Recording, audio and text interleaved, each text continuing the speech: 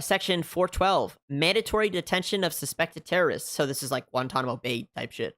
Fifth Amendment plus Sixth Amendment allows indefinite detention of non-citizens suspected of terrorism with limited judicial review. Right, and the biggest problem here, most of us are probably just like, if we take 9/11 at face value, and we're just like, okay, yeah, look, if there's terrorists, use any means. And I talked about this yesterday. It was like, I don't want people's rights getting violated. However, if we were just hunting pedos, then fuck it. I'm kind of just not going to say anything.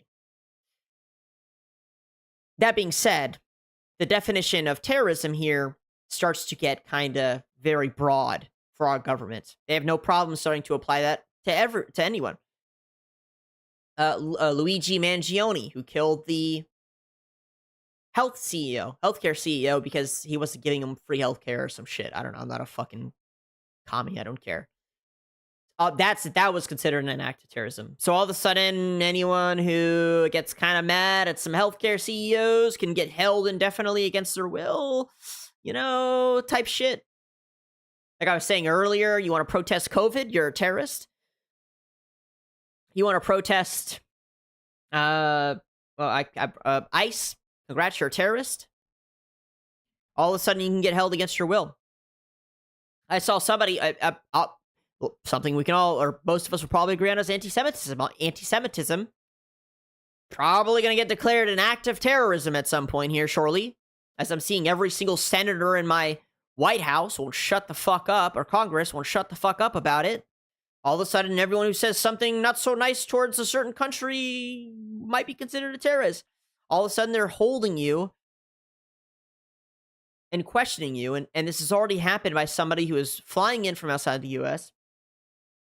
They get held against their will by a couple of officers or agents. And the agents are asking him about some shit he tweeted about a foreign prime minister who wasn't even in office anymore. This is the type of shit. This is the type of shit that happens when you give the government even an inch of power in order for, quote, protection. Ridiculous. Allows indefinite detention of non-citizens suspected of terrorism with limited judicial review. Why it violates rights. Detention can occur without formal charges. Habeas corpus rights are restricted. That's freedom of movement, I think. Judicial review is narrow and differential. Constitutional concerns. Violates due process. And resembles prevention detention, which the Supreme Court has historically rejected. So, yeah. Section 416, foreign student monitoring. First Amendment and Fourth Amendment. What it does, creates a federal tracking system for foreign students. Why it violates rights. Surveillance of lawful academic activity. Chills free association and free speech. Creates a database of personal information without probable cause. Look, I'm extremely pro-free speech. I am seeing a lot of foreign students who specifically care about the Palestinian cause. They go ahead and make a statement when they can. Often includes criticizing a certain country that falls under anti-Semitism. A lot of their rights are getting violated. Whether you like them having rights or not, whether you like that activity or not, their rights are getting violated under the Patriot Act. And again, it's all nice and fine until it happens to you. When it's not happening to you, you cheer it on. And there's some things we would all cheer about. If it was happening to just pedos, I don't think anyone would care. If it was happening to just genuine terrorists, I don't think people would care. But it's not. And we clap and we cheer when it's happened to lefties, and the lefties clap and cheer when it's happened to righties. We clap and cheer when it's happening to random people who aren't us. Second, it is us. We freak the fuck out. It's okay to silence the lefties because they were silencing us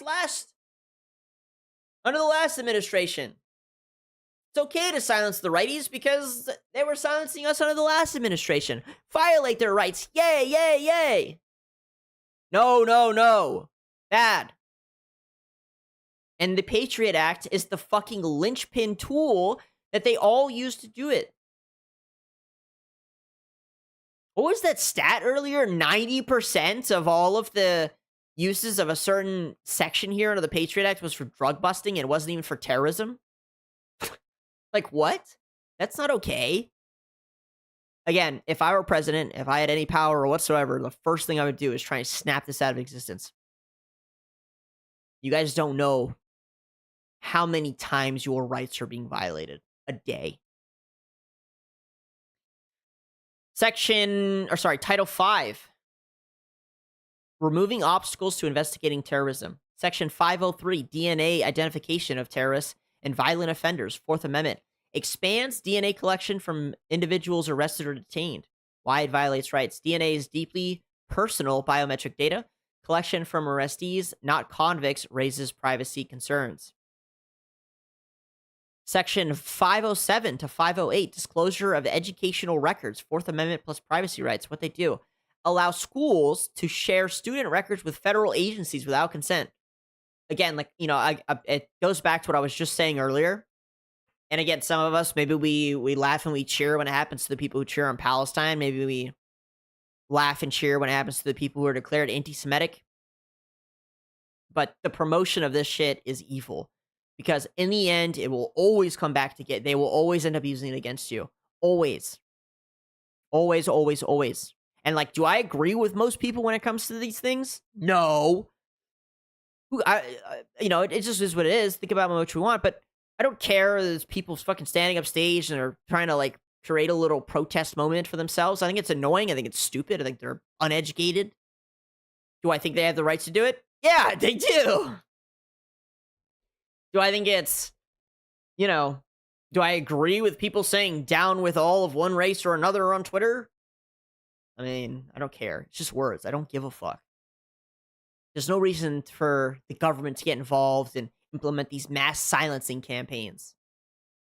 Mostly because all it really ends up doing is they just use it to defend themselves. And they themselves are constantly violating our rights, fucking padding their pockets, making up bullshit. It's been 25 years. Either the Middle East is so fucking dangerous, the people from the Middle East are so dangerous that we need to cut off all communication and cut off all travel and actually declare it, okay, unsafe, or we need to end the fucking Patriot Act. It cannot be both. You cannot tell me that we still need it because it's too dangerous, there's too many dangerous people coming from there, while also still promoting travel to and from. How? How does that make any sense? It doesn't. And yet I rarely see people talk about this. Drives me crazy. Appeal the Patriot Act. Repeal the Patriot Act. Get rid of it. Section 507 to 508, disclosure of educational records. Sorry, I already read that. Weakens FERPA protections. Allows government access to private academic information without probable cause. I can't imagine the reason. I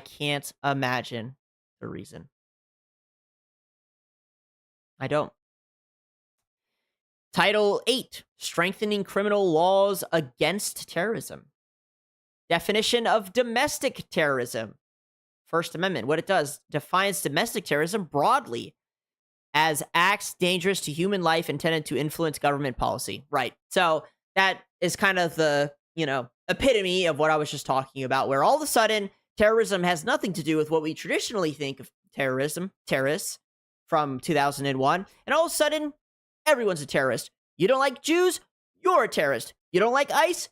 You're a terrorist. You don't like flock cameras? You're a terrorist. You don't like CEOs violating your rights and poisoning your food? You're a terrorist. Congratulations. We're all fucking terrorists at this point.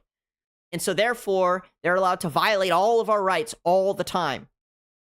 Meanwhile, we have that group I was talking about yesterday who's running around torturing children, putting videos together and then selling it to who God knows, people at the top, I'm sure. And yet, for some reason, it's a real struggle to capture those guys. Only have caught 2 over 5 years.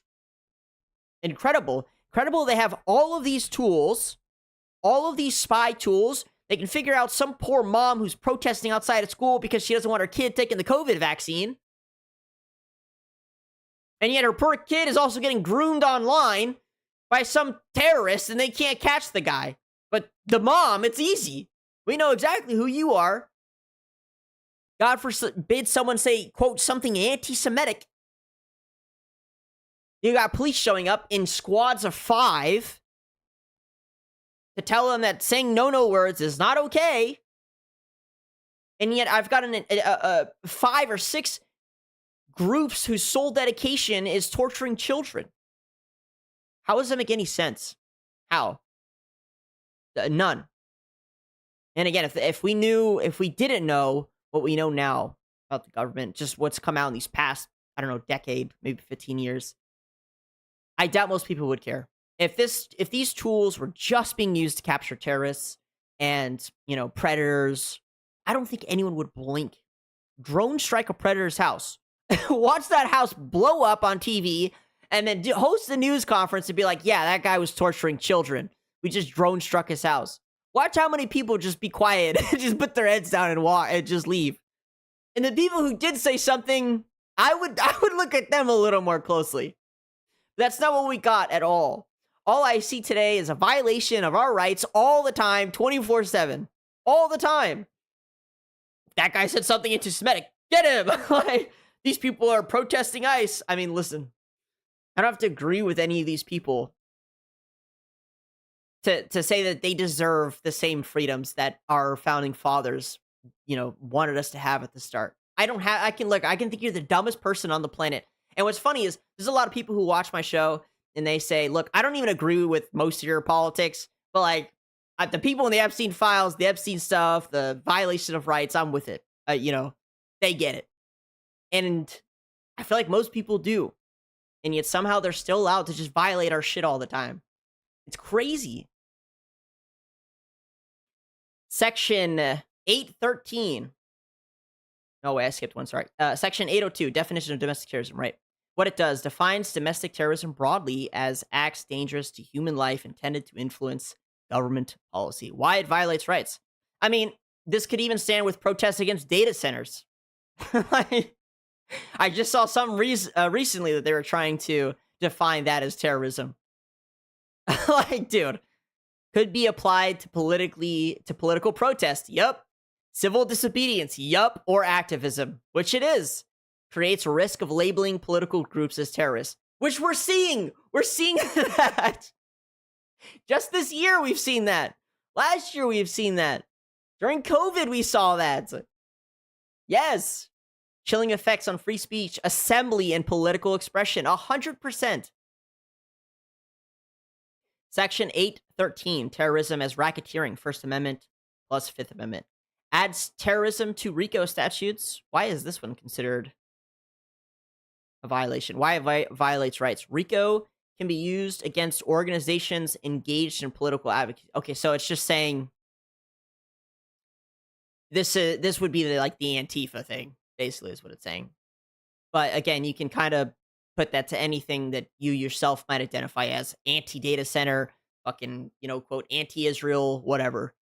All of a sudden, anyone who's associated with that group in general can get charged with the, same statutes. Same crime, sorry. Allows asset seizure and heavy penalties before conviction. Okay, I didn't know that.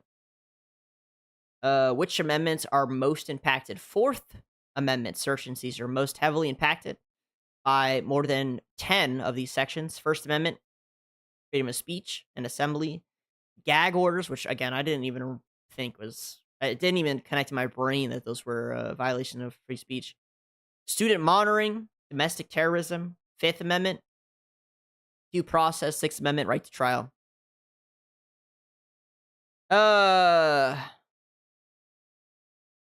Yeah.